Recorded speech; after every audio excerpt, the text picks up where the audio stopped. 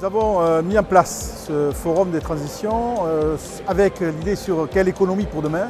Nous savons que nous sommes dans une phase de transition, de mutation, de bascule et il faut qu'avec les partenaires économiques du territoire, nous arrivions à construire ce qui sera notre feuille de route de demain. Ce soir, nous avons eu tout d'abord la conférence de Navi Radjou. Navi qui nous a présenté un thème qui lui est cher, sur lequel il a fait sa recherche, thème sur la sobriété frugale et l'innovation frugale. Il nous a montré comment nous devions regarder plutôt que le verre à moitié vide, plutôt le verre à moitié plein. On sait qu'on aura moins de ressources, mais nous devons mieux les utiliser. Et Navi nous a présenté ce travail qui un sujet sur lequel il est depuis une vingtaine d'années, qu'il a travaillé en Inde, il a travaillé aux États-Unis et puis maintenant depuis 3 ans ici en France. Puis ensuite on a lu les témoignages de 8 chefs d'entreprise avec des secteurs différents qui vont de la production de fruits et légumes, avec un boulanger, avec une entreprise agroalimentaire bio, avec des représentants du numérique, avec des représentants de l'industrie. Voir comment eux, ils ont intégré par leur exemple, par les innovations qu'ils ont amenées dans leur entreprise, comment ils ont intégré ces mutations, et ce qui montre bien qu'il n'y a pas une réponse. Nous sommes sur un moment de mutation systémique et donc nous devons réussir à travailler ensemble pour trouver le chemin qui demain nous permettra à ce territoire de pouvoir bien accueillir nos enfants et nos petits-enfants.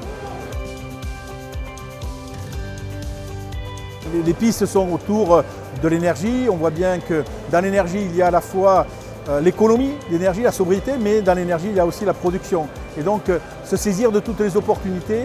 On voit bien qu'on a des sujets autour de l'eau qui sont des sujets importants, avec les grandes périodes de sécheresse, dans la raréfaction de cette ressource et comment demain on va mieux gérer, mieux partager ces ressources. Nous devons bien regarder comment sur notre territoire les ressources qui sont cherchées par les uns, en fait ça peut être les déchets des autres. Et comment par simplement de l'organisation, de la connaissance, eh bien on va réussir à pouvoir à la fois permettre à une entreprise de valoriser ses déchets et à l'autre d'avoir des ressources qui seront à moindre prix.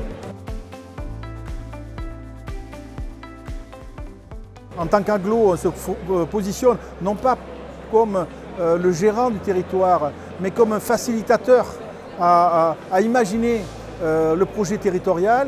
On voit bien que la confiance se fait et qu'on arrive à éclairer le chemin que l'on doit faire, sur lequel on doit aller. Mais en même temps, il faut qu'on continue, et on le sait bien, à être vigilant et agile parce qu'on sait qu'on va tâtonner, que le chemin il n'est pas connu et que peut-être qu'on fera quelques erreurs. La seule chose c'est qu'il faut qu'on s'y prépare, qu'on soit bien agile et qu'on arrive à bien organiser ce travail collectif.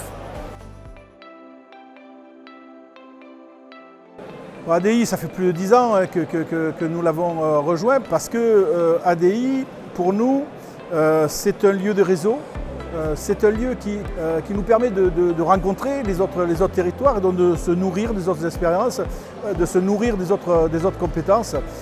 C'est aussi un facilitateur parce que ADI a aussi une mission sur la recherche d'investisseurs et donc c'est un facilitateur pour la connaissance de ces projets, voire sur l'évolution même du territoire. Et pour nous, donc ADI, c'est tout ça. Et donc on a absolument besoin, et nos équipes ont absolument besoin, d'avoir des rapports réguliers avec les équipes d'ADI parce que, encore une fois, ça nous fait grandir.